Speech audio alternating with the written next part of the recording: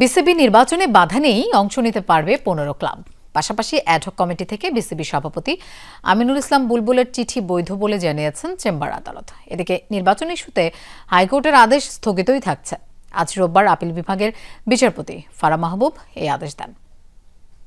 বিসিবির তরফ থেকে বলেছি যে সব প্রক্রিয়া একদম সঠিকভাবে অ্যাজ পার কনস্টিটিউশন হয়েছে, সে কারণে এই নির্বাচনকে কোনোভাবে স্থগিত করার কোনো রকমের কোনো সুযোগ নেই এই বলে আমরা সাবমিশন রেখেছি এবং এটাতে তা মাননীয় চেম্বার জজ আদালত সন্তুষ্ট হয়ে ওনারা স্টেটাকে বর্ধিত করেছে।